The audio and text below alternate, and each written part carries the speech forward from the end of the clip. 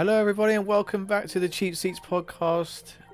We are on to episode 13, lucky number 13. We have got quite a bit to cover today, so we're going to try and keep it as succinct as possible. Of course, always joining me is the co-owner, co-creator, the co-chief of the Cheap Seats, Walker Shield. Hello, thank you very much for that smattering of applause from our live audience this week. You're not getting one. We are publishing this ever so slightly late, but again, IRL conflicting schedules, I should say, as causes. But it's okay. It's okay. We're going to cover Backlash, which was last week in Lyon, in France. In France! as the model once said. Yeah. Fucking hell. And then we've got Raw and Smackdown. But because we are constrained for time, we're going to crack right in. So Backlash. Overall, I think the event was it was brilliant as far as the crowd goes. Yeah, it was a show that didn't.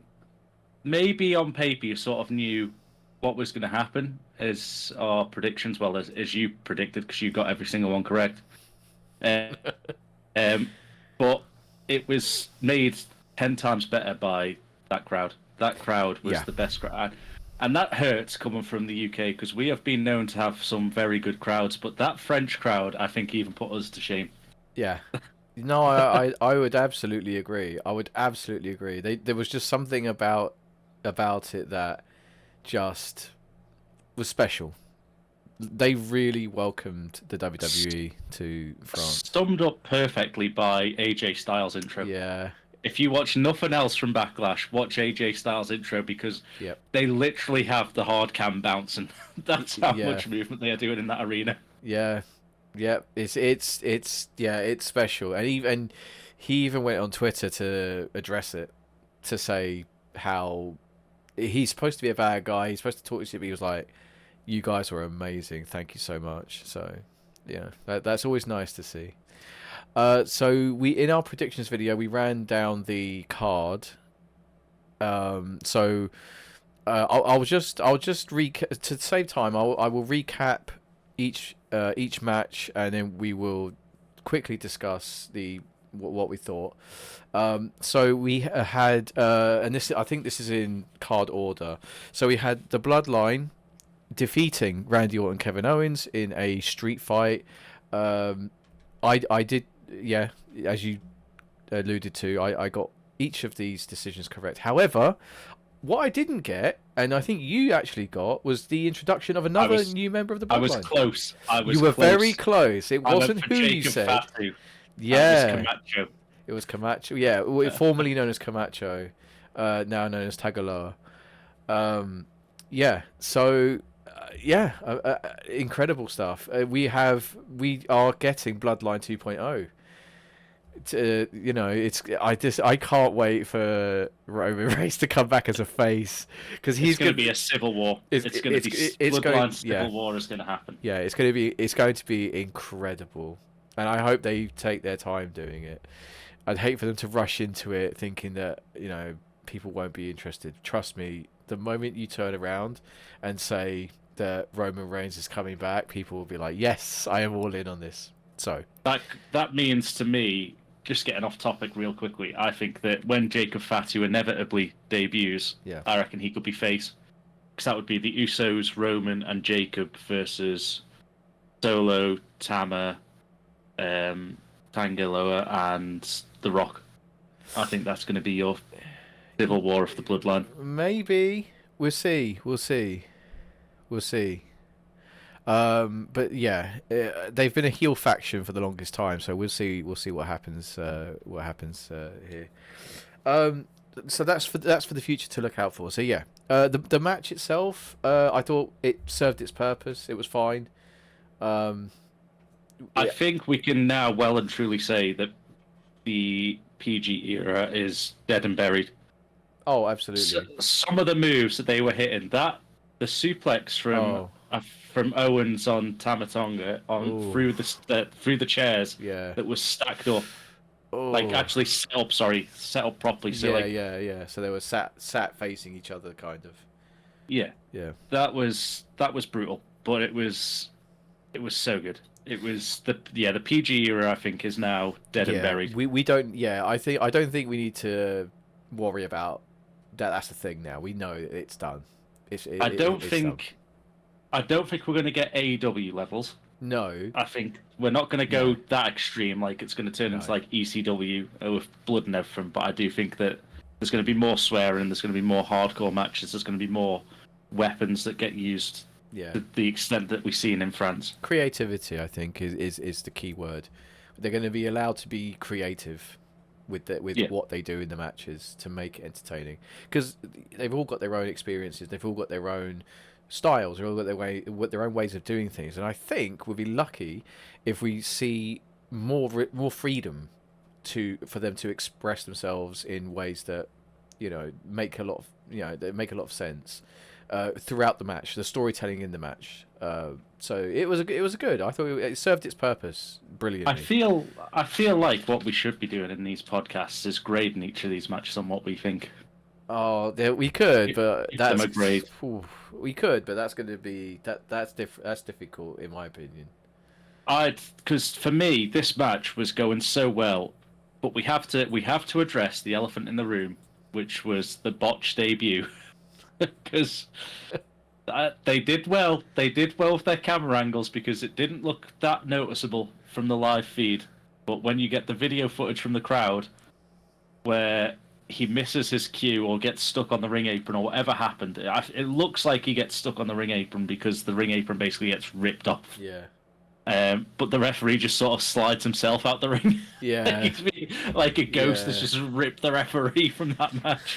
The idea was he pulls the referee out. Classic, someone jumps the barricade, pulls the referee before the 3 count. But yeah, the ref kind of realised that it's not happening quick enough. Like he hasn't got someone pulling him out so he kind of. He throws himself backwards, like he uses. It was really cleverly done. Like he used his leaning arm that he's leaning on to push himself backwards, the more you see it, the more obvious it becomes. But hey, nerves. He made it. Yeah, look, listen. I don't wrestle. I don't do any of this stuff. I would probably be so fucking nervous because it's a big thing too.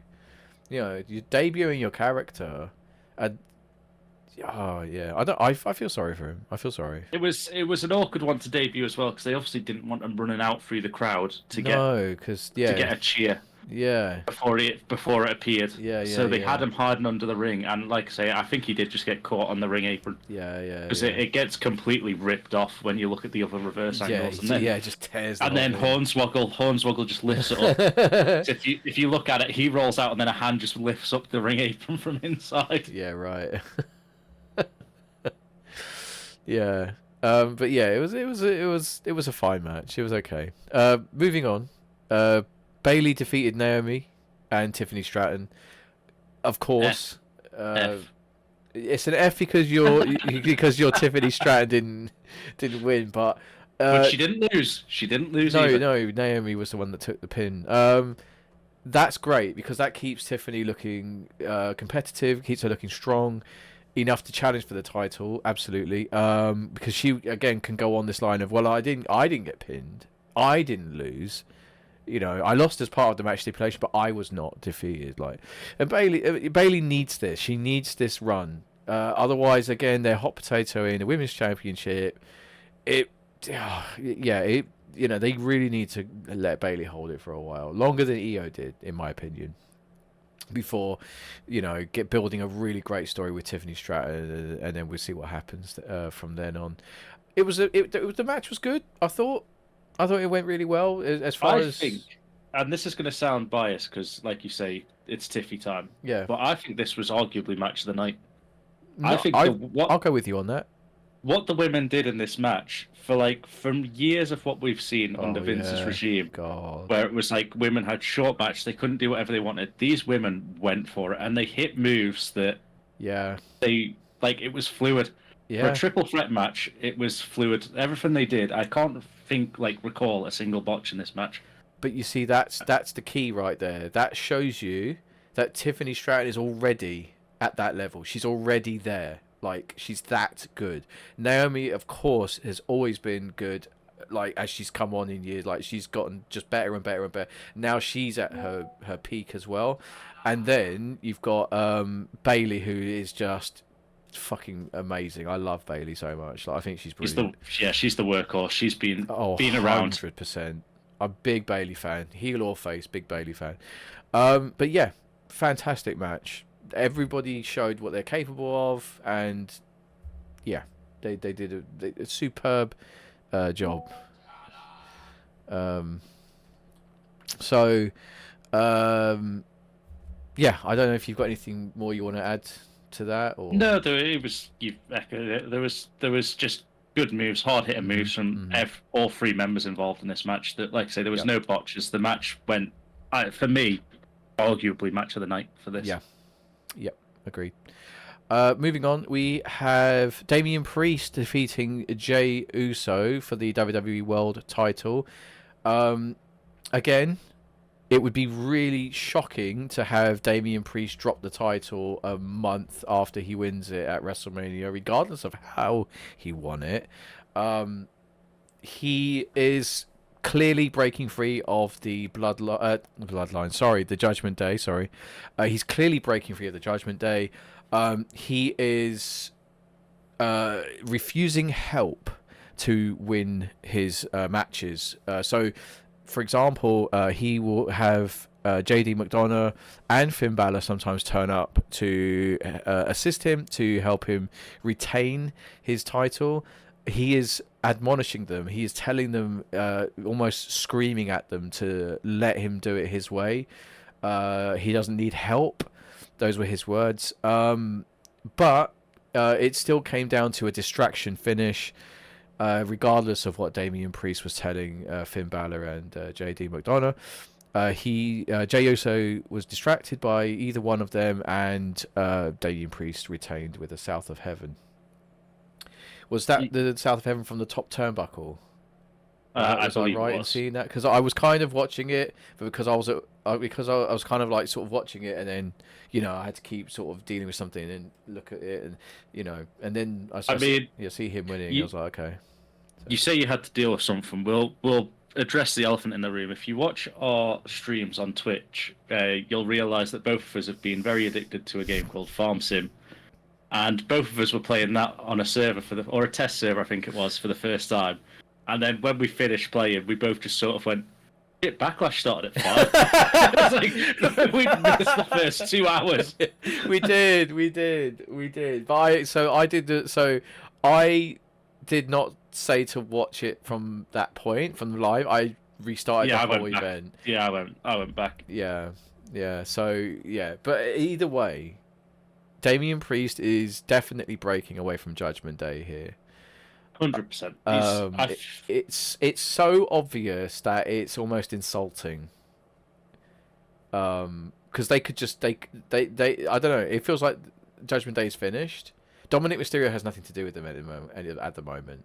It is literally JD McDonough, Finn Balor, and Damian Priest. And Damian Priest is not happy with them. So Dom's out for a year, they reckon. It could be 6 months, but it could be a year. Yeah, he's really hurt. Oh no, poor kid. So he's on screen because he's not been written off, and I don't think there is really a way to write him off. Now he has got his arm in a sling, but I think they were waiting to see how long it was going to be. Okay. The initial reports were hoping that he was going to be back soon, and then they had another report said it was 6 months, and then the latest one says a year. But it could be, obviously, that might be just people speculating that it's a year, and he might be back a lot sooner. Everyone's bodies heals differently, so that's sad. The poor guy. He was because he was really, really, he was getting somewhere. He was actually like doing a lot of stuff. Oh well. Now he's got the whole Liv Morgan thing going on, which is interesting because at least they're keeping him on screen, so they're keeping him relevant, and they're building something. Yeah. So 100%. Yeah, it's a shame though. Well, obviously, we say this all the time. Like any of the superstars who become injured, we always wish them the best because they're still people at the end of the day. Whether they're playing a heel, whether they're playing a face, it's still a person. It's still an injury. It makes life in general harder. So we always wish them well. Okay, I guess get well soon, Dominic Mysterio, I suppose. So then we're moving on. We have we have a title change abroad, which is a you're absolute using rarity. the word title very loosely. Well, very, very loosely. Okay, all right, but it is all right, and it was abroad, which is even more of a rarity. Jade Cargill and Bianca Belair defeated the Kabuki Warriors of Asuka and Kairi Sane for the WWE Women's Tag Team titles. Now, before we discuss the match, I've discovered apparently that Asuka has been working hurt for the last year. So I didn't know this. So the last 12 months, she's been working hurt. Now, we don't know to what extent, but rumors are from backstage that it's bad enough that she is in pain, but it's not bad enough that she can't just like work through it. But the fact that it's gotten to this point before she said anything, it's a little bit troubling, a little bit worrying. Like, does she feel like perhaps her position on the roster is gone if she doesn't compete? I don't know. That's troubling. It explains a lot, doesn't it? Because you've got, obviously, yes, okay, the Kabuki Warriors were a thing before Kairi Sane moved to Japan to be the ambassador of NXT Japan, and then that fell through, so then she went back to Stardom, is it? Yeah. So she went back there for a bit. But so I know they were a tag team, but it is like you've pulled Asuka, who was in the world title picture at the time, yeah, into a tag team again, weirdly. Yeah. Which, yeah. So to me, it makes sense that if she's hurt, that she's sort of been pulled to go, okay, let's put you in this position so you can at least rest on the side that's not as high taxing on the body as such, because although this was a good match, Jade Cargill's looking like an absolute unit. Yeah. It is one of them where tag team wrestling, you can sort of be on the side, you can just stand on the apron. If you start to get hurt, you tag yourself out, sit on the side for a bit, let yourself recover, take a few moves if you need to, get back out again. It's not as intense as a one-on-one match or triple threat match. No. This is true. But yeah, it was a fine match. It didn't go on for very long. It didn't need to. Do we address the multiple issues that they had in this match? Such as? I don't know if it was cut out of your version. If you went back to the start completely, I don't know, because I put in mind. So, Kairi Sane goes for a pin on, I think it's Jade Cargill, and the referee goes, no, you're not the legal woman, you need to tag Asuka's in, and Kairi Sane just is sat there still trying to pin back, and nothing happens. Oh. Then Bianca comes in, they start doing moves on Kairi Sane, who then goes to the corner. Asuka tags Kairi Sane, and the referee goes, tag, you're in, even though he's just told Kairi Sane she's not the legal woman and didn't count the pinfall. It's horrendous. It is so bad. Oh, I didn't see that. I don't know who's at fault. If it was the ref, it has to be the ref at that point. Like, he's forgotten the rules. Yeah. Well, if he's already saying that you're not the legal person, then why has he accepted the tag from Asuka to say, right, you're in the ring now? It was so bad. It was absolutely horrendous. This. Oh, that's a shame Which, as well. shouldn't take away from the talent in the ring, because all 4 women in this match are incredible talents. Yeah. But when you see stuff like that, it's like, oh, this is just going to be. And the fact that it happened in a women's match as well, when there's so much like heat on, like the like unnecessary heat as well. Because like I say, that triple threat match of the night, so the women can go just as much as the men in WWE.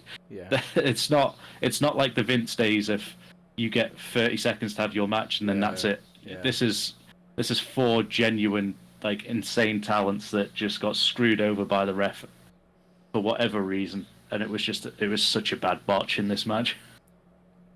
Well, if it was the ref, then it'll come to light. It will come to light.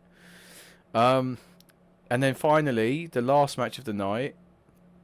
Cody Rhodes defeated AJ Styles, of course, in the match for the undisputed WWE Championship. Now, we knew this. We both were like, it's an absolute Cody win. We knew that.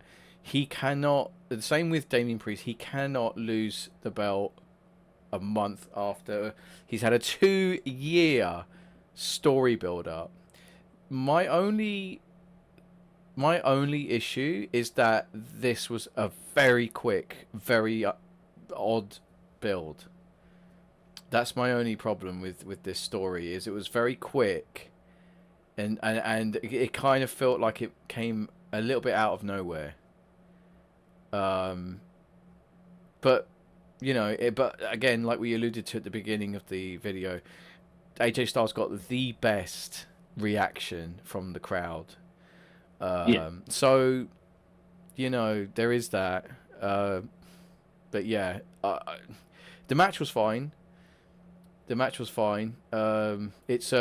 definitely was a championship match. But I don't know. I feel like there's no real story here. There's no real investment. It's kind of just AJ Styles gets a championship shot. Okay. It was the same with Roman Reigns, though, wasn't it? Roman Reigns became champion, and I think his first challenger was AJ Styles. It just seems to be the go-to for WWE. Yeah, because he can give anyone a good match, which is testament to how good AJ Styles is as a performer. The only thing I will say in all this, like you say, the problem I think WWE have got now is the Roman Reigns story has been the best thing that's happened in wrestling for eons. That, whether you love him or hate him, that storyline of the tribal chief was just absolutely insane. It's still not finished, I know that, but I mean with his title. Yeah. To then have the people that he beat, and he beat, some of them was with interference, but like Edge, Daniel Bryan was in there, he had Cody once already. It was all big name stars that Roman Reigns was beating. Kevin Owens, Randy Orton, Sami Zayn. So there was quite a lot of like big name talent in there. Yeah. So then when you have someone beat the unbeatable in Roman Reigns, it's like, how do you then portray Cody? Because you've now got this issue where Cody's now all of a sudden better than God. Yeah. Which means you're not going to have him lose straight away. So it's going to be a long time. And maybe even the only way you can really book this where the Roman Reigns story makes sense is a multi-man match where Cody doesn't take the fall in the end, or the Money in the Bank briefcase way down the line. Yeah. It feels like they're the only 2 options that you can get away with without ruining what you had with Roman, and without making Cody look like, well, what the hell happened to this guy that beat the unbeatable to then just lose this? Yeah, that's true. Unless they go down the sort of humble champion loses his mind like thing, and then he becomes like bad guy Cody Rhodes. But we'll see. But yeah, it was fine, and that was the end of Backlash. Short pay-per-view card again. Yeah. But this is the thing: we're seeing shorter pay-per-view cards, but the match quality within, for the most part, is amazing. It's brilliant. It takes it back to that black and gold Triple H's first baby. It does. And let's not, sorry to cut you off, but let's not be cruel as well.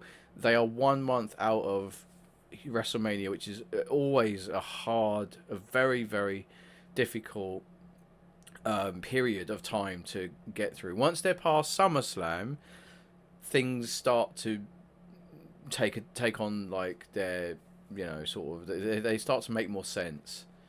Yeah. After SummerSlam. Things start to make a bit more sense, in in my opinion. So, yeah, but I think we're done talking about Backlash. Yeah. So okay, that's all well and good. Let's move on to the Smackdown after the Smackdown post Backlash.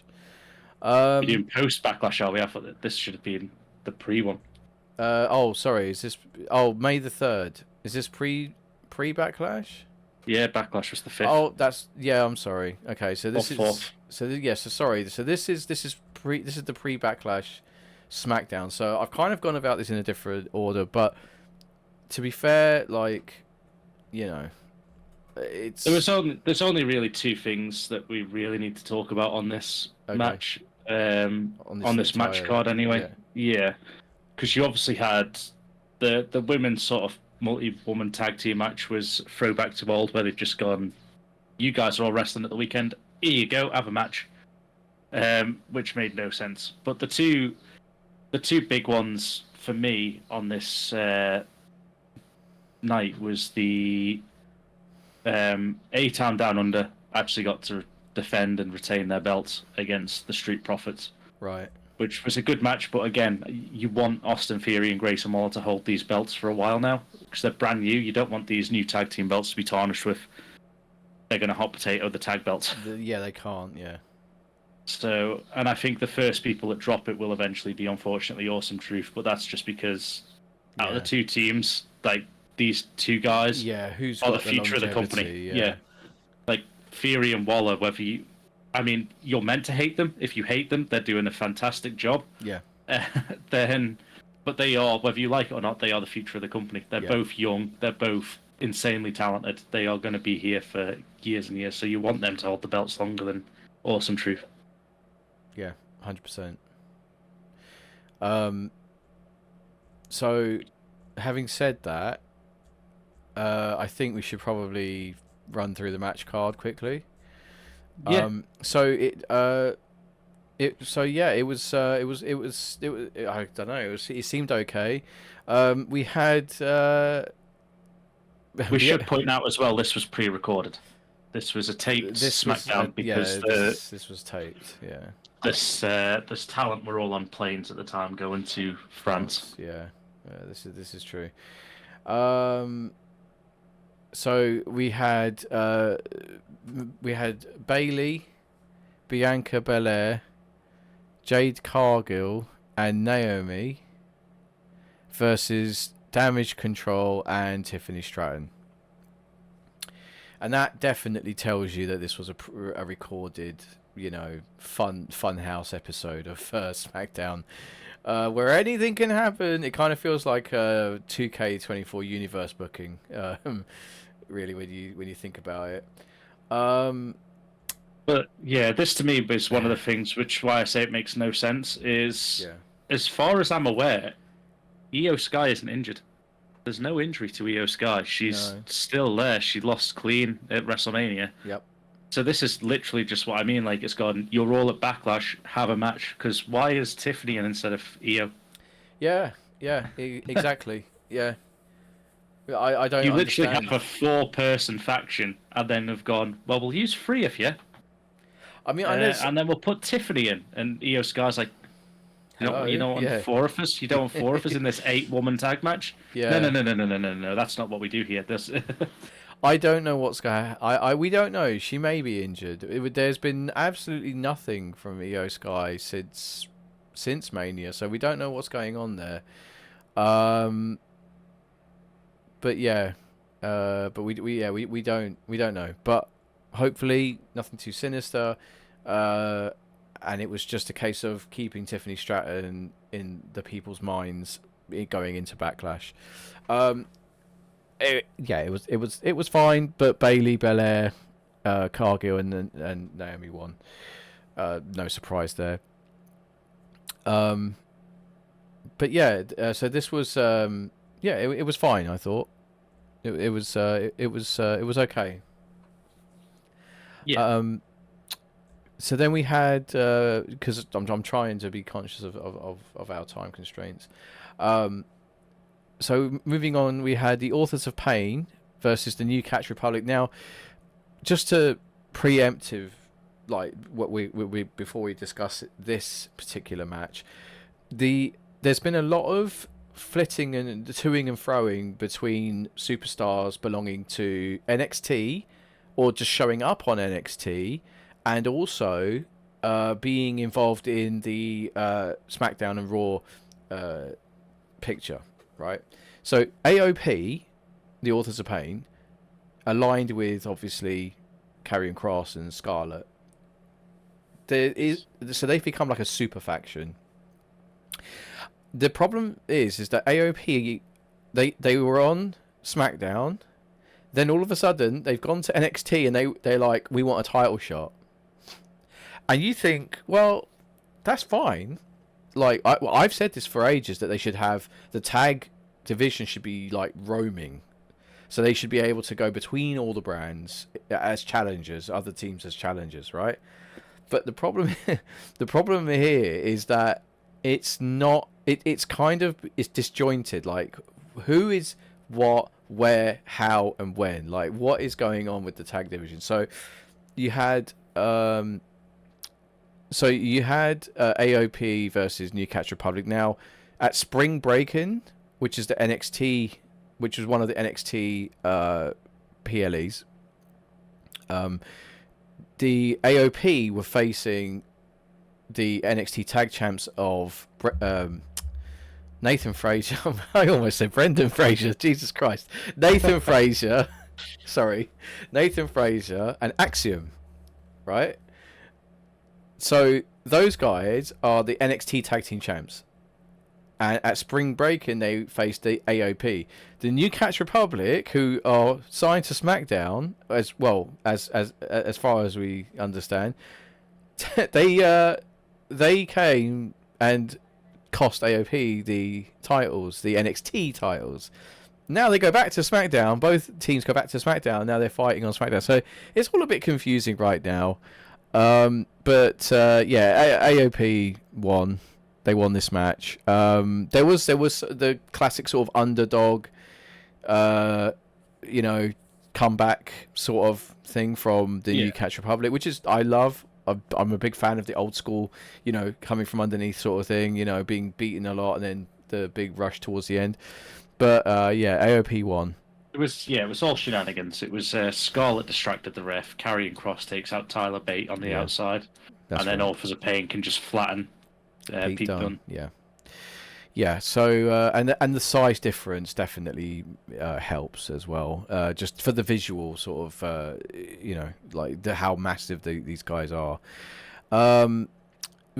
Just before that though, I want to quickly mention Carmelo Hayes. He might be feuding with Hurt Business or Hurt Business 2.0 or whoever or whatever the group is called, the Pride. But yeah, Carmelo Hayes might be feuding with them, perhaps. So they're keeping him in the picture. I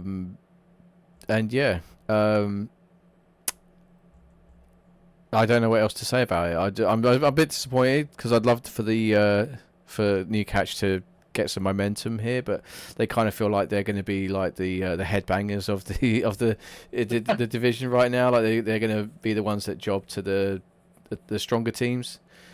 But Tyler Bate again, he's just fucking physically incredible. Like he did an airplane spin with one of the Authors of Pain. Now, if you haven't seen these guys, they are just walking lumps of meat. If you've ever played Fallout, and this is topical because Fallout is in right now.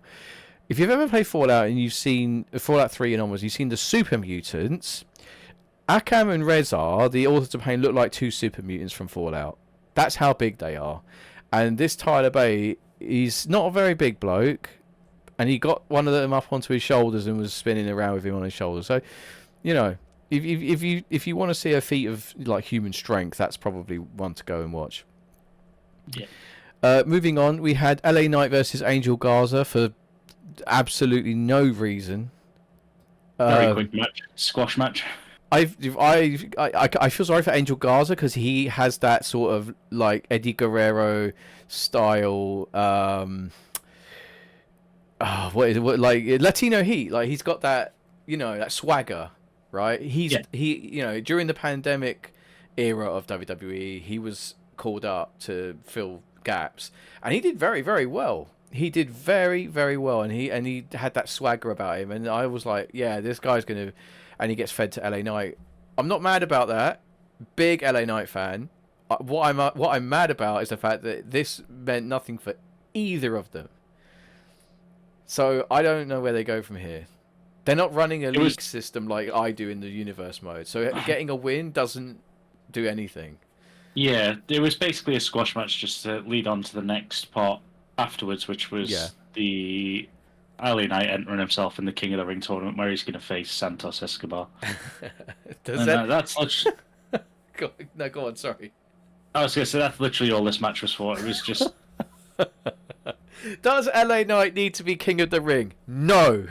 Does he need the championship? Yes. Because if they miss this opportunity, it's never coming back. That's why that's the other thing that makes me mad.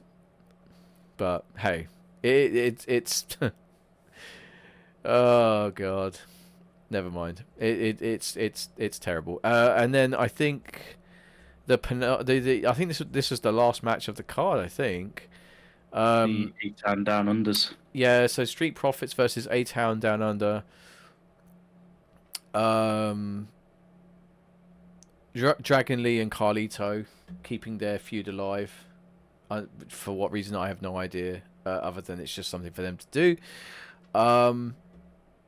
But yeah, Montez Ford, Angelo Dawkins, Street Profits. So they came out through the crowd in their old gear, which is interesting because they're supposed part of the Pride. Yeah, because they're supposed to be aligned with Bobby Lashley in the Pride. So I don't know if we're going to see that faction just very quietly just die and just cease. Yeah, just it's never going to be mentioned again. They're not going to be on screen together. What that means for Bobby Lashley going forward, I don't know. Although saying that, they had because we're a bit delayed in recording this, as we said at the start, we did get a spoiler for next week's podcast coming in. They had the King of the Ring tournaments going on Smackdown and RAW, and Angelo Dawkins replaced Bobby Lashley in his match. Interesting. So the Pride is still together, I think. Okay. Just weirdly. Yeah, so kind of more now they're just buddies as opposed to like a faction.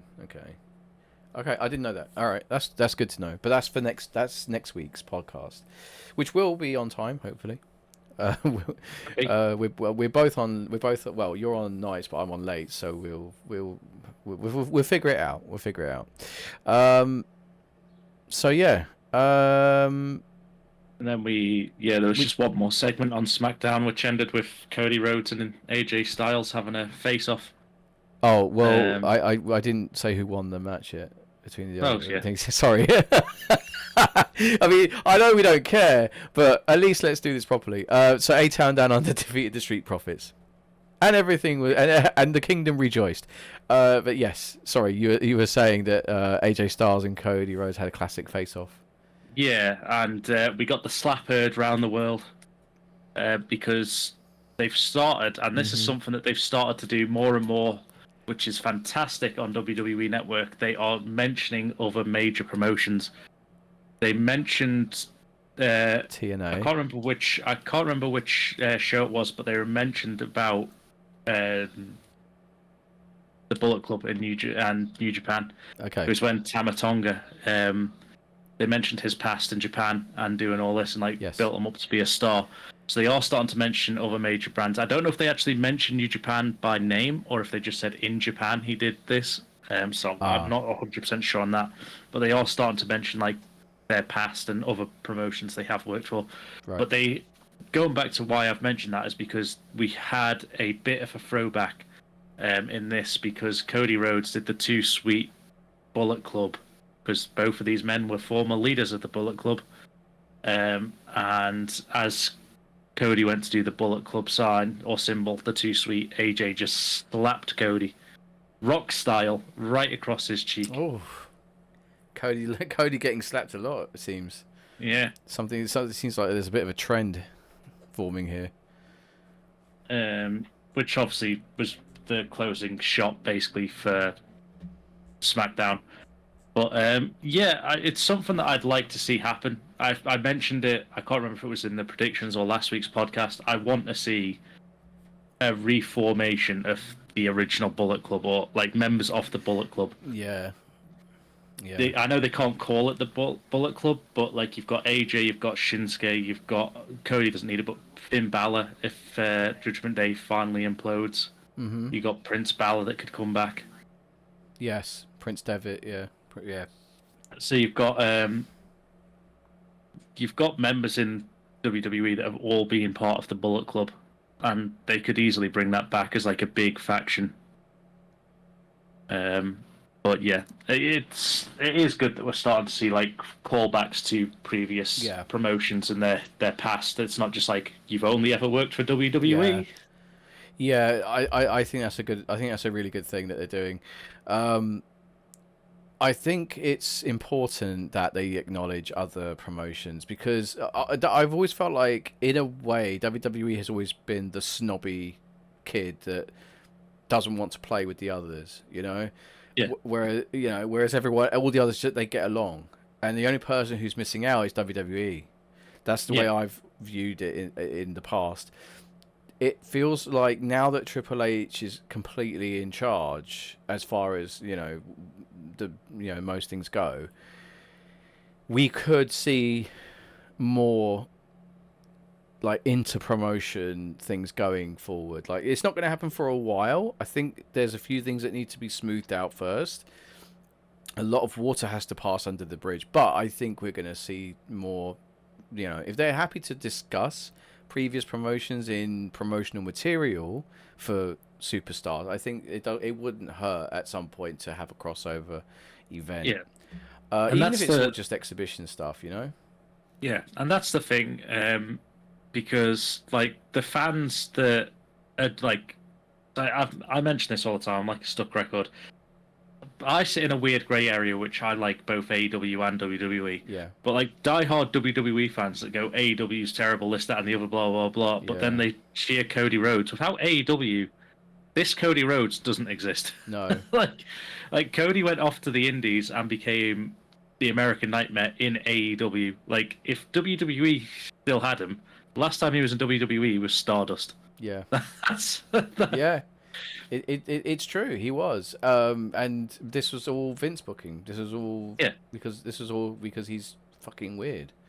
Yeah, he's insane. Well, so you need to respect these other promotions. Like without New Japan Wrestling, would Prince Devitt, Finn Balor, Devitt be as good as he is? Yeah. No, probably not. Because he's worked on his trade and done really well. Yeah. In these other like promotions. Yeah. So just Shinsuke Nakamura, Kenta. I mean, that didn't work out, but Kenta. Yeah. Kairi Sane, Asuka. They've all worked in Japan. They're all from Japan. They've all worked there. But in one way or another, it's never really worked out for them. But I will lay the blame purely at Vince's feet. The fact that Shinsuke Nakamura didn't win the title off of AJ Styles, and instead ended up in a dick punching competition with him. That just pissed me the fuck off. You don't let him win the Rumble and then fuck him over like that. But anyway, let's get on to that. Let's talk about Raw. Let's talk about the Raw after Backlash. Yeah, because this is correct. This is Raw, May the 6th. Or 6th of May, if you say it properly. So we had 6 tournament matches for the King of the Ring and Queen of the Ring. Just to quickly run through them, we had Sheamus versus Gunther, Ricochet versus Ilya Dragunov, and Jey Uso versus Finn Balor, because Drew McIntyre was not medically cleared. Or medically disqualified, as the wording they used, from competing. but that was announced during the show. So I feel like that's part of a storyline that's coming. Queen of the Ring tournament matches were Lyra Valkyrie, or Valkyria, sorry, I keep saying it wrong, but she was recently called up to Raw, Raw, it was her that got called up to Raw, versus Asuka, and Natalia versus Io Sky, so she came back, and then Ivar versus Zoe Stark. So Jey Uso replaced Drew McIntyre.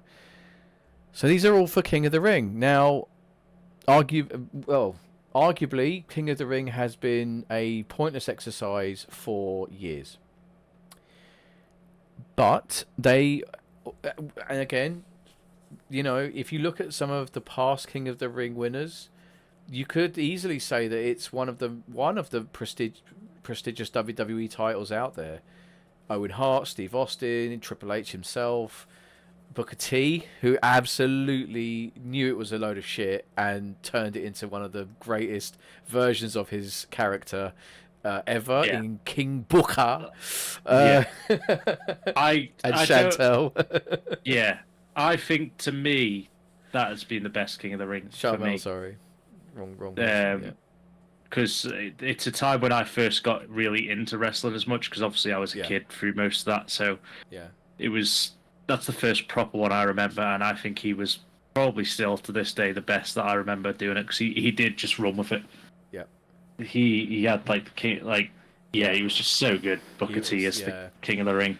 And then we had King Regal as well. King William Regal was the last King of the Ring before it was made null and void. And then we had Xavier Woods. He got it because he asked for it for Did we? I thought years. we had Wade Barrett. I thought Barrett won it as well. Yeah, he did. King Barrett. Yeah, we did.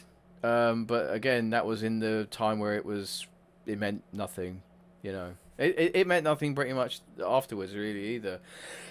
Because if it was a bit like Money in the Bank, where you could do something like you could insert yourself into title pictures, if you could do stuff like that, like lobby for,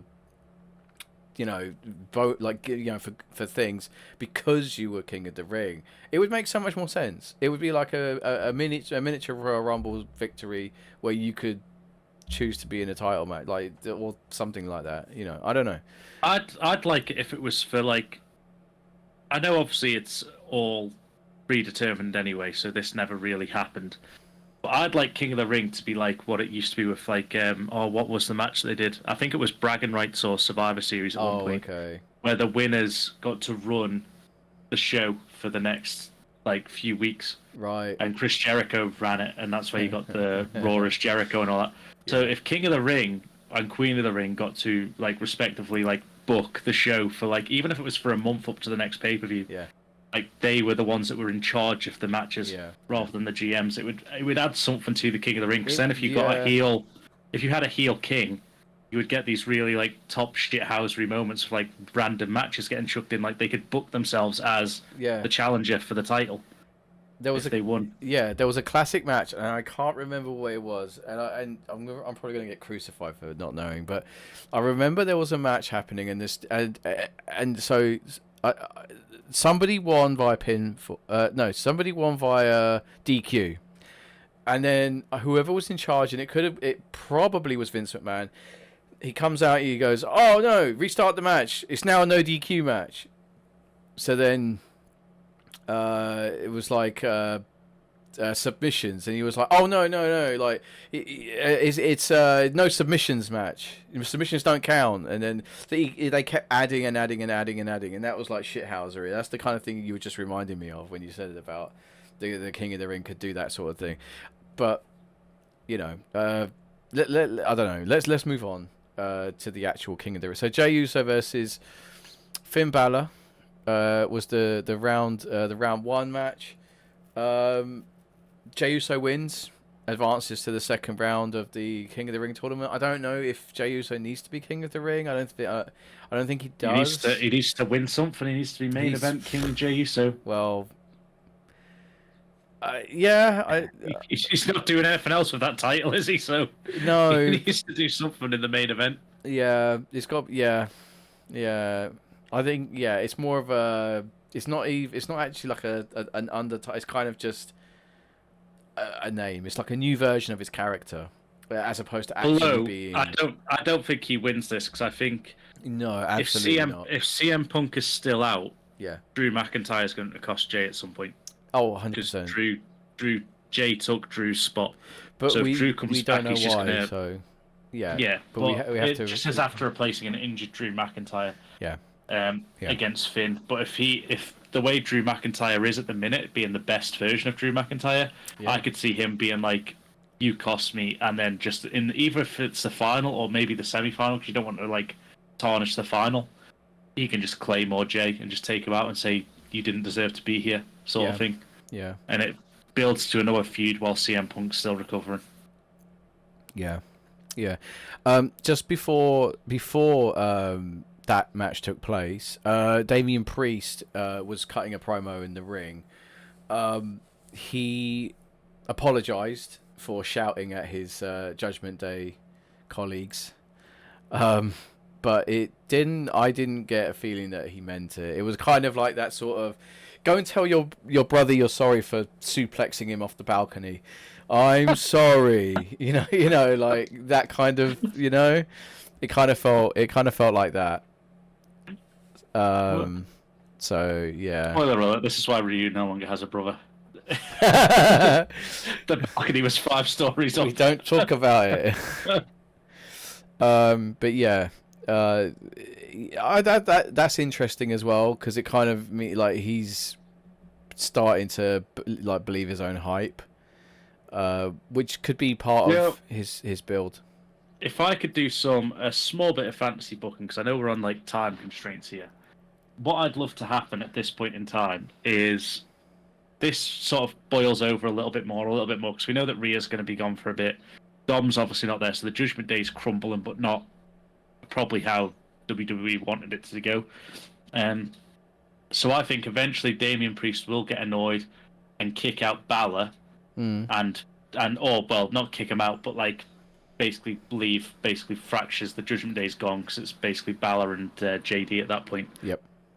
But then you could have this perfect thing of Balor basically challenges Priest for a title shot. However, you then have the perfect image of Balor can turn around and say to Damian, like, you may be the Priest, but I have got the demon. I'm the demon, and he can bring back Demon Balor, because that is something that he needs to bring back. And actually, on rare occasions, I don't want him to do it all the time, because I know he said that he doesn't like putting the makeup on and stuff like that, because it takes an age. But I think it would just be great, the visuals of Damian Priest versus a demon. I think okay, so again, all right. So little tangent then, real quick.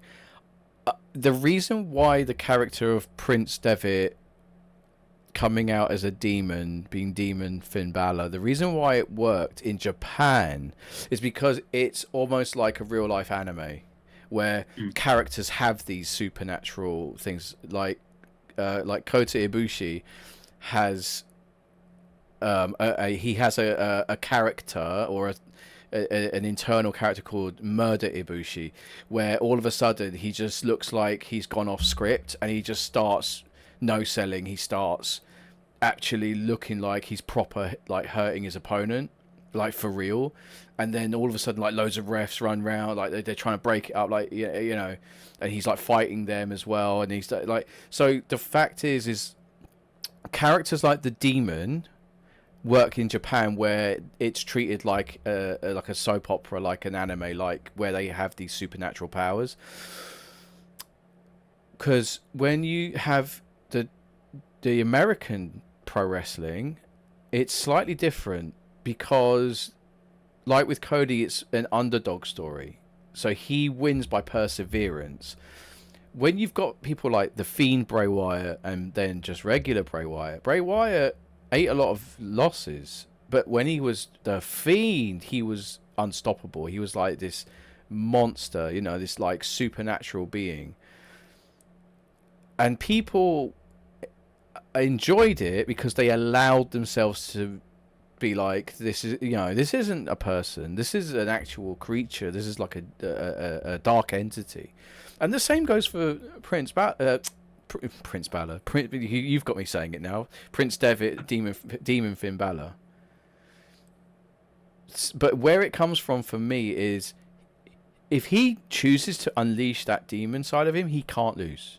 He must win, which then kind of then fucks up the whole sort of Damian Priest retaining sort of thing, because then he's going to lose, unless, of course, there's shenanigans, there's an interference, or he gets doused with holy water. I don't know. Like, this could be a long way down the line. Like, he might lose a couple of times. Like when Priest kicks him out, he could like beat Finn. He could beat JD. He could turn on the Judgment Day completely to make himself distanced. Yeah. Which means this could be your SummerSlam match, where the Demon comes out to finish.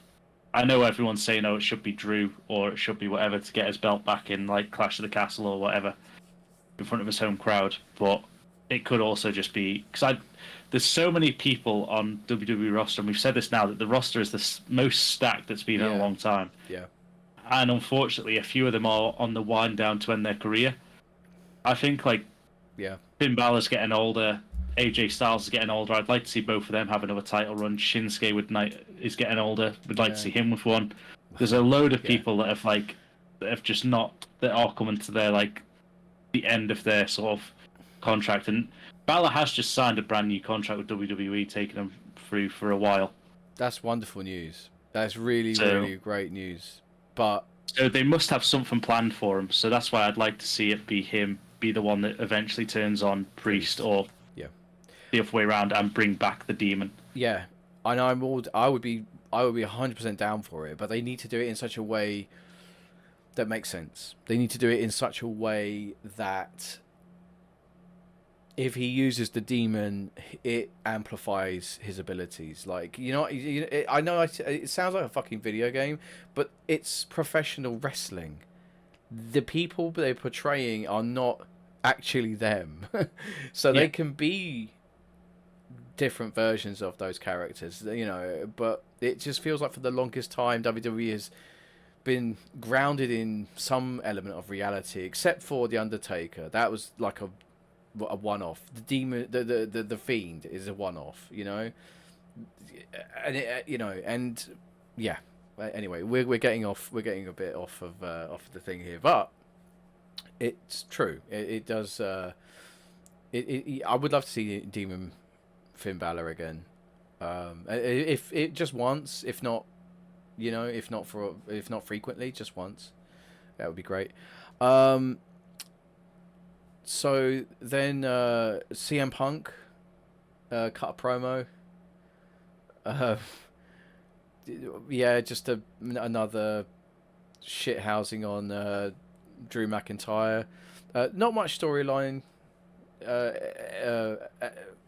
Not much storyline progress made here, but they loved it. The crowd were into it, and Punk was just brilliant. Did everything he needed to do.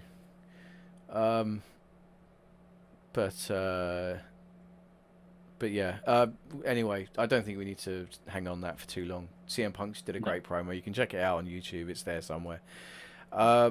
Queen of the Ring tournament match. Natalya versus Io Sky. Natalya is another one who's jumping between NXT and Raw. She's another one on the wind down though, and she's 100%. And you can see it. You can see it that she is just doing everything she can to put over the new girls, which is perfect. If she is thinking, you know what, these next couple of years could be my last years as a in-ring, a performer, she might be like, you know what, I'm going to do everything I can to get these girls over, get their careers going, and coach them, which is great. I completely forgot about this match, but it goes to show as well the point that we tried to make last when we were literally talking about it. Like, where was Io Sky in that 4-woman tag? She's here.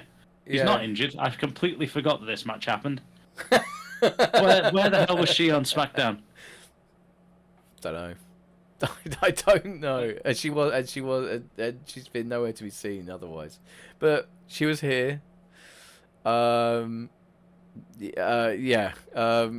The Io Sky defeated Natalia because that is purely Natalia's job at the moment to job. Yeah. But it's fine. I'm okay with that because it's helping move the girls along a bit. So all props to Natalia, to be fair. I just want to, before we talk about this next match, I just want to address something. Did you know about the Speed Championship? I know it's been happening on X, and Ricochet won it. I'm pretty sure he won it anyway. If not, he's in the final. What the fuck is that? By I the haven't way, actually seen the belt. Is there a belt? I don't know. Yeah, there is a belt. Oh mate, it is fucking ugly. It's like if Fastlane. It's like if the logo for Fastlane had a baby and it turned into a title belt. It's gross. I'm just gonna Google it real quick while we're doing this. Go for it. So the match so the reason why we're discussing this thing quickly is because the next match on Raw was Ilya Dragunov, the Mad Dragon, now brought up from NXT to Raw, versus Ricochet, who has been competing in. I don't know if they still call it Superstars or Velocity. I don't know what the name of the C show is. It's not even a B show. It's a C show. Yeah. Oh shit! Is that it? Yeah. It just got Speed written across the front of it. Yeah. That is hideous. Sorry, I cut you off there. I couldn't see it anywhere. Like literally, it looks like Google has like tarnished any sort of image off it. So it's literally, it looks like someone's taken a photo on a Nokia 3310. Yeah, which didn't even have a camera. That's how bad. Yeah, that it doesn't is. even have a camera. No, it's gross. Yeah, I can't. It's just why. This is what I would love about all this is that if this was just a fuck you kind of belt to Elon Musk, like we're gonna give you the ugliest fucking. We're gonna let a kid design it. We're gonna give him some prompts and we're gonna let a kid design it, or ChatGPT, one of the two. But yeah, we had Ricochet. Poor Ricochet's been lumbered with the fucking thing. So. So Ricochet is currently the Speed Champion, which okay, whatever. Versus Ilya Dragunov, who's just come off of his NXT Champion reign, been called up to the main roster, and of course, the Mad Dragon Ilya Dragunov defeats the Speed Champion Ricochet, because the Speed Champion means absolutely fucking nothing. Maybe WWE were like, right. They got there's a big war room. You've got all of the WWE like officials in there, and like, right, we've got an issue here. We got rid of the 24/7 title belt, and that was the thing that people were hating on. Now people are hating on our women's tag division that we really like. So what do we do? Ooh, and then there's one guy at the back that's just like, we dock points off Everton Football Club. And then there's someone else that's in the room going, are you in the right meeting? Go away. And then he's like, what about we make an X belt? And and he's like, what? Bring back one from the past? He's like, no. The artist formerly known as Twitter. Not like X Division or something that mattered. No. Twitter. A Twitter belt. What? But then there's someone there with a fucking spliff going, I like it. Yeah, the same guys like who sat around, coming up with ideas for for all these other busted fucking characters that didn't work. The only thing that came from this match, apart from showing off how good Ilya Dragunov is, because he's an absolute freak of nature. Yeah, how good they both are. I would never take away from Ricochet's skill. I will never ever shit on how good he is as a performer. No, he is insanely talented. I will shit on everything they fucking lumber him with. I'm gonna just double check before I make a fool of myself, but I'm pretty sure he's quite old, isn't he? Oh, go on, make a fool of yourself. I'm pretty sure he's in his. Oh no, he isn't. He's only 35. Okay, I thought he was 40. I was going to say, for the stuff he's doing at his age, I genuinely thought he was older than he looked. Yeah. But no, he's 35. He's only a few years older than me. But no, so he isn't saying the talent. But we got a tease of him turning heel after this match, which is going to be very good. I think that I'd like to see how he goes for it, because he's always been babyface since he came into the company. Yeah, villain Ricochet is going to be a really good. It's going to be really good. He needs to dump that fucking do what Nikki Cross did and just walk past the bin and just fucking let it, or just leave it. Just leave it, and then they're like, "Hey, where's your thing?" He's like, "Oh, I left that shit back in the last thing." You know, I'm sure some the janitor found it. You know, but yeah. Unfortunately, again, Ricochet's getting lumbered with a load of bollocks, and Dragunov's picking up the victory there. So yeah, Ilya Dragunov to the next round of the tournament. I'm not sure who he's going to face, but. Oh, it's so set for a Gunter Ilya Dragunov final or semi-final. I hope not, because people will be like, "Oh no, like, why this again?" They put on banger after banger. That's why. I know, but they cannot keep going to the well with certain. They need to try other combinations to see what works, because otherwise you have a very narrow field, and then, you know. And then we had a Queen of the Ring tournament match. Ivy Nile versus Zoe Stark. Yeah, it did not look good. Very, very poor timing on a lot of things. They're both incredible athletes, but they're just both still very new, and it shows. Yeah, they're still rookies. Yeah, in the long term of things. But on a side note, because I don't think either of these women are going to win the tournament. No. But it goes to show just how, like, you have to sort of let your mind wander a bit when it comes to wrestling in general. Yes. Because if you took a non-wrestling fan and you sat them down and went, here's a photo of Ivy Nile, here's a photo of Zoe Stark, here's a photo of Becky Lynch, which one of these is women's champion? Oh, they would have picked... You are not picking Becky Lynch. No, they would definitely pick Zoe Stark or Ivy Nile, because they'd be like, yeah, look at the fucking size of them, look at the fucking muscles on them, they must be powerful. And then, like, the other one, you know, she's okay. Like, yeah, she's there. Like, I'm not shitting on Becky Lynch, by the way. She's a great talent, but I'm just saying that if you look at these two women, they are something. These terrify me. These two would kick my ass with their little finger. I mean, that's fair. That is fair. Zoe Stark won, which I think was definitely the right choice. She has a bit more experience than Ivy Nile.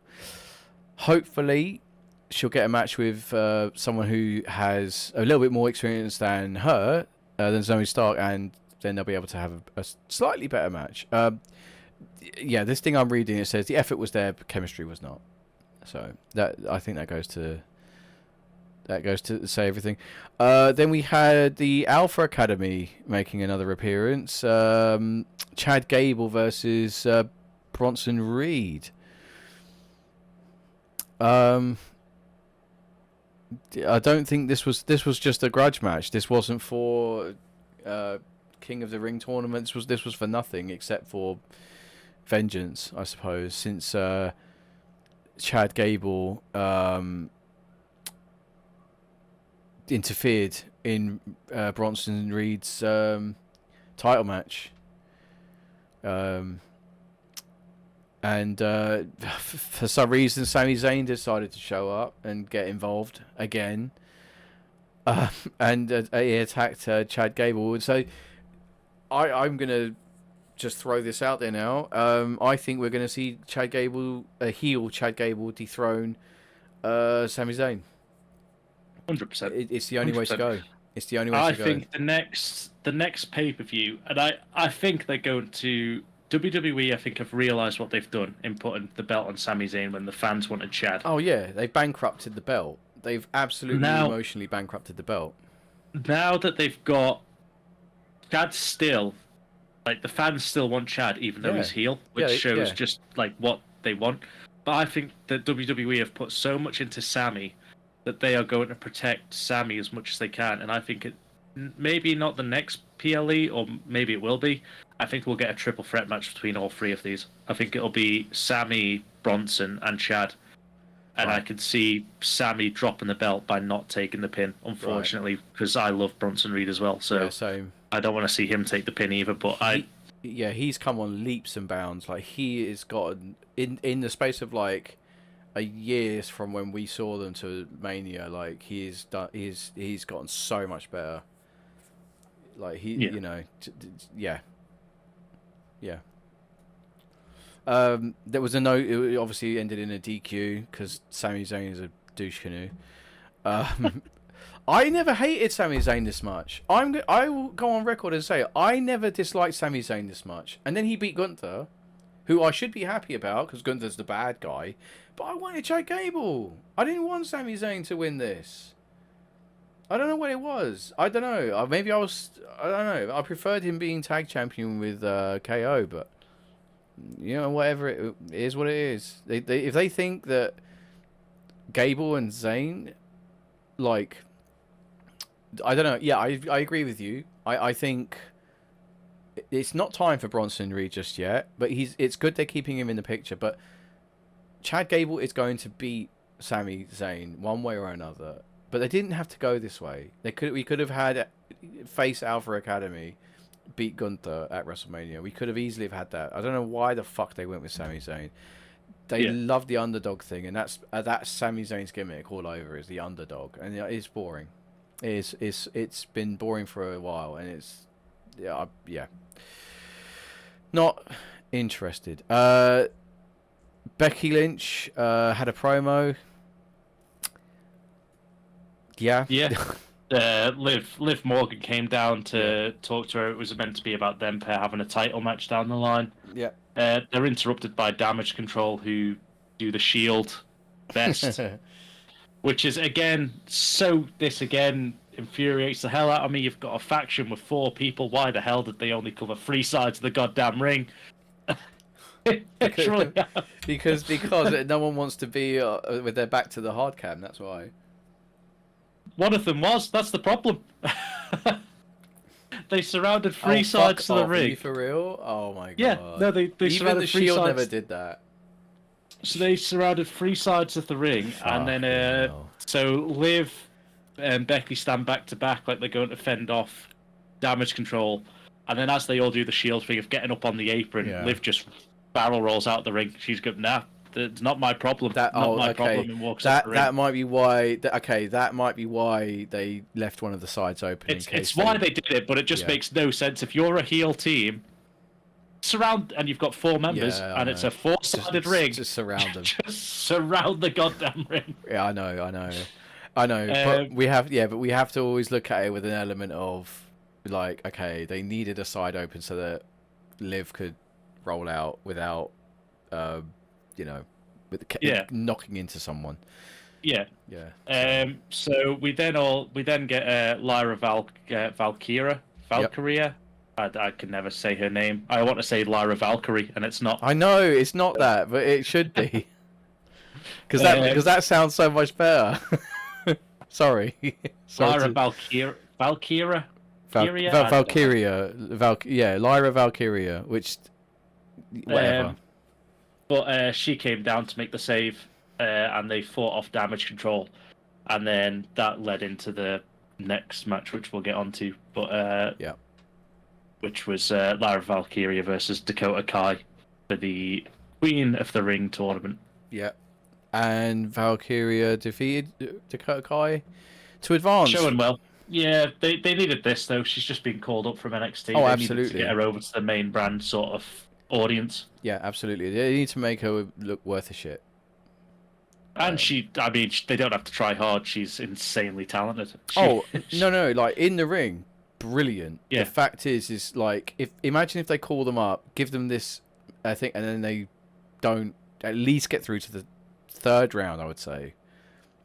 Which would be the quarterfinals, I think, if they're doing it the way I think if the brackets are the way I think they're doing it. Yes, I think it is. 'Cause I think there's 4 matches from Raw, 4 from SmackDown. Then they have the next one, which would be the quarterfinal, then the semi-final, and then they'll meet SmackDown versus Raw for the. Yeah. So, yeah. But cool, love that. So, yeah, I guess, yeah. Sorry, like you were saying, Valkyrie whatever.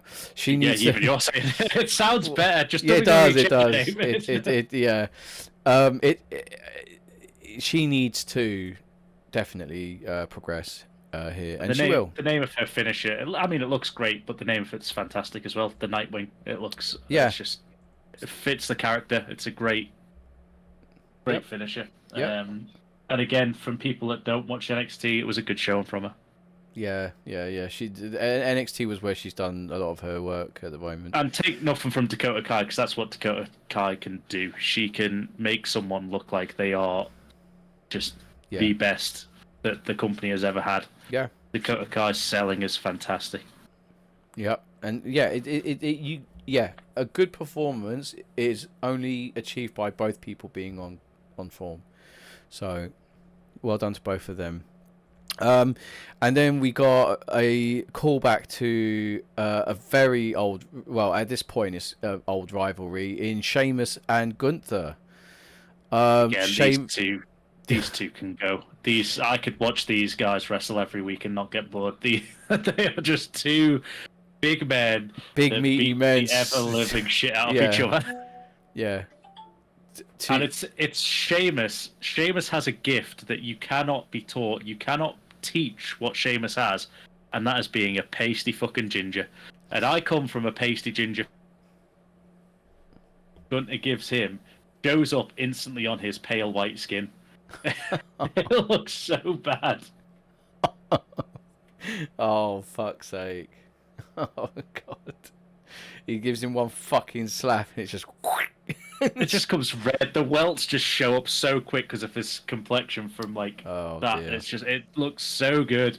Oh, bless him. This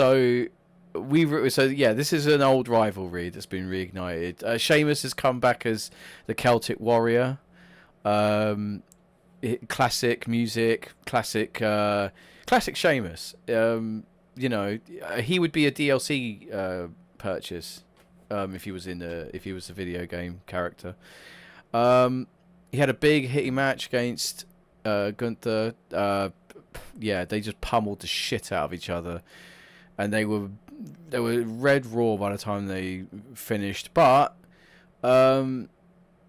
it was interference from Ludwig Kaiser that he got Sheamus on the defense for the majority of the match, which kind of makes sense, I guess, because they're building Sheamus again, which is fine by me. I'm happy with that. That's the only thing I don't agree with as such is the fact that you are trying to build Sheamus again here. This is probably Sheamus's last year. Got to be one of his last years. He's getting older, and he doesn't want to win the main belt anymore. But I think the one he wants to win is that IC belt at some point. Right. Which means it does need to go into a heel for Sheamus to win, because I think that then he then becomes a Grand Slam champion. So I do want a heel at the moment. Yeah. So I do want Sheamus to eventually win the IC belt, but I do think he's only got maybe 3-4 years left in him, Sheamus, which is still a long time, but it's he is winding down now. But this match I don't think needed to happen in this early on in the tournament, because you've only just brought Sheamus back and you're giving him a loss. Yes, it's to Gunther, who is insanely talented, longest reigning IC champion, or one off. I think he is the longest reigning now, isn't he? 666 days. The devil. So you get, but I think that you could have put this match on maybe next round or even the round after, and just had a showcase match for Sheamus here, and let him take someone else out of the tournament just so he could advance that one step. Yeah. Because this has a feeling like we know these two can go. We've seen it at Clash of the Castle with the triple threat match. We've seen it, or was it? No, that was a singles match, wasn't it? Which was the triple threat match. Yeah, they had the triple threat match with Drew, Sheamus, and Gunther as well, which again was just hard hitting. So these guys put on banger after banger, as Sheamus likes to say. They know each other well. They're two meaty men that are just, their styles suit each other because they're not methodical and slow in like old school Randy Orton, which was rest hold for 5 minutes while they catch their breath. These two men are slow, but their hits are, oh god, you can feel them through a TV screen. Yeah. I didn't realise I had a 4D telly until I watched one of their matches, and I felt every single slap. I often get that with when Sheamus is doing his 10 beats of the Baron, and he's absolutely thumping the fuck out of the guy, and I'm like, you hit that guy harder, you're going to stop his heart. You know what I mean? Like, I'm sitting there, and every time he does it, I'm wincing because I'm like, oh fucking hell! And you can see they kind of start bringing their arm up to like try and because he gets a bit carried away, and and then you can see they kind of try to like slip out of his grip. And it just makes me laugh because I'm thinking that guy is fucking hurt. He's like, he needs to get out of there. Sheamus has just lost it. It's gone from method acting to, oh my god, I need a doctor. I need help. Yeah, you know. Oh yes. Security. Sheamus has gone too far again. yeah, exactly that. But yeah, so for me, great match. Gunther the correct winner. Yeah, the correct winner in the end with Gunther winning, because I think that after losing his belt, he was undefeated for so long. Yes, okay, you could say he got the help from Ludwig, which keeps Sheamus looking kind of strong. And this new Imperium look of just the two of them might go on for a bit. Yeah. But you need to try and rebuild Gunther as well as best you can, because obviously losing the belt to Sammy, he needs to, and you haven't catapulted him straight into the title picture. You've put him into the King of the Ring, so I think it's going to be a slow build to get him up to that title picture. Yeah, but yeah, you can't. It was, for me, it was a weird one to book this so early. But I think the correct guy won. I just really wish that because Sheamus only just come back, they kept him unbeaten a bit longer. But that's just me. I mean, it kind of depends where they go with this. But again, it's it's kind of what happens next. Like, because Gunther said he wants to be King of the Ring. That's a step down, in my opinion. That's a real step down. I don't, because unless they make the King of the Ring worth a shit, which I think they will, but I don't know how, because it's been so fucking tarnished over the years. That maybe this is going to be something good, but. You know, but that was the end of Raw, wasn't it? Now it's your turn to have gone. What? Okay, you're back now. You disappeared again. You just went, that was the end, and then it cut out for me. So now it's your turn to disappear. Oh, sorry. I said that was the end of Raw, and I don't think there was anything else after that. No, there was nothing. We do have some other news from the wrestling world, though, which we'll touch on briefly because it's been a long one still, probably. We'll start off with the bad news and then end on a high, I think. So this was May 8th. So when was that? That was Wednesday. There was an Dynamite taping from Rogers' place in Edmonton, in Canada somewhere. Mm-hmm. I think, it's Canada. So the show went off the air, finished the AEW, and then Ring of Honor taped some, because obviously they're both owned by the same company. They switch and people go from everywhere. So Ring of Honor started to do a taping after that, and there was a match on it between Sky Blue and Rachel Ellering, and the match finished. They got to the finish. I don't know how they got to the finish, because horrific scenes. There was a guy in the front row who started shouting sexual harassment, misogynistic comments, all directed towards Sky Blue, who looked physically upset during the taping, apparently. So it hasn't been aired yet, but this is news coming out. Since then, like, the people involved in the match have all commented on it. So the guy got kicked out. What makes this worse? I mean, you can't get much worse than already being a prick. Let's just get that out the way. Like, don't be a dick to any talent, male or female. Just don't be a prick. Yeah. But what makes this worse is the guy that did get kicked out. He got kicked out of the arena. He had a kid with him. So he brought his child to this show and then started hurling abuse at the talent in the ring. So, yeah, like I say, don't be a prick. That's the bad news coming out of wrestling this week. Don't be that guy. But I think Aubrey Edwards commented on it, saying, if you're yelling disgusting, vile, hateful things at my co-workers, I'll make sure your ass gets kicked out. There's no place for that in wrestling. Heckling is fine, but when you've made the performers, me included, feel uncomfortable at their place of work, you've gone too far. That was Audrey Edwards. I 100% agree with that. 100% agree with that. I will say that if you are that kind of person to do that while your child is there, because let's not forget, it's free to make a child. It's free to make one. They cost a bit to deal with, but to then show them that that kind of behavior is okay, you've got to be some piece of shit. Yep. You have got to be like the human equivalent of, I don't know, like a turd left in the toilet. You know? So Rachel Ellering went to Twitter or X, and she also posted the speed in which ref Aubrey, so Aubrey Edwards, and I got out of the ring last night post-match to get this creep kicked out was remarkable. Olympic medalist speeds. I've never in my career heard such vulgar things being said to talent during a match. Sexual harassment is not heckling. So that was hers. She then also retweeted a photo of someone who photoshopped her face and Aubrey Edwards on the APA.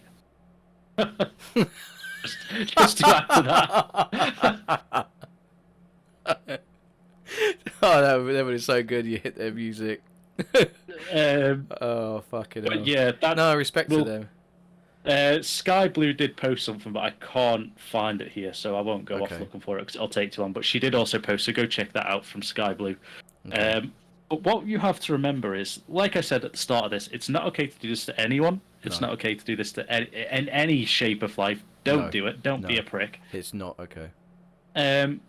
But, and again, this is what we said. Someone's paid money, which someone else could have had that seat just to do this and think it's okay. And like you say, with a kid.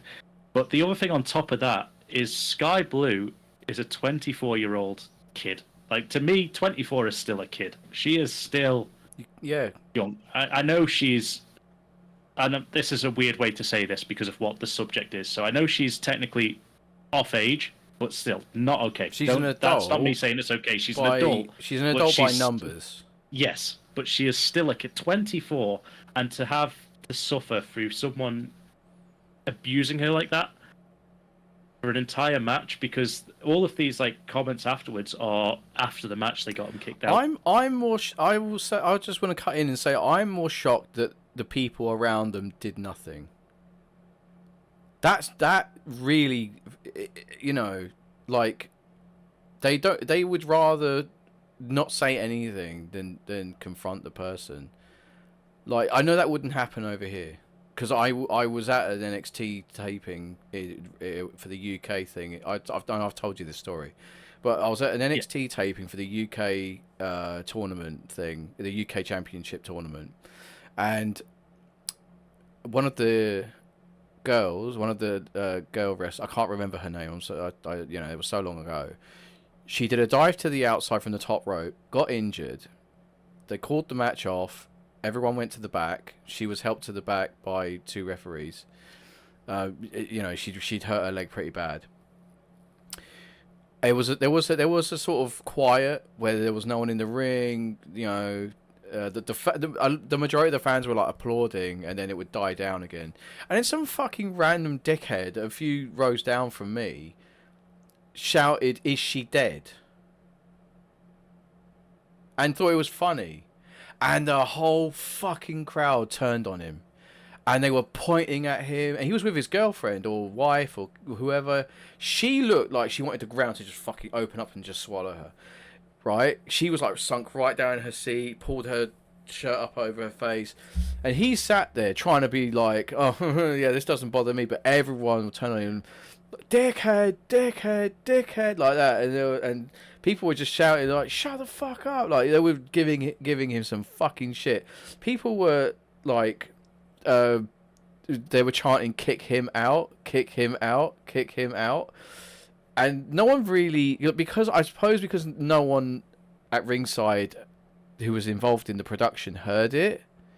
Because he was quite far back, like no one heard it, so I think it kind of like he got away with it. Yeah, it fell on deaf ears almost. Like they couldn't hear it, so But there's no proof they can't kick him out. Just no. But for the rest of the show, he felt so uncomfortable. He felt so uncomfortable because any time there was a low in the crowd, people would still point at him and just shout like "prick." Dickhead, like that, and people across on the hard cam side were going like this, like the whole time he was looking there, going like giving him the fucking 5-knuckle shuffle. While you were saying that, I've just realised there wasn't a photo of the tweet, but it's actually here in text. So I'll read what Sky Blue put out. Oh, okay. Because Sky Blue put, "I'm beyond overwhelmed with all the love and support. Thank you, everyone. You have no idea how much it's appreciated. Let's make sure future generations of women wrestlers don't have to deal with this shit." That's what she put on it.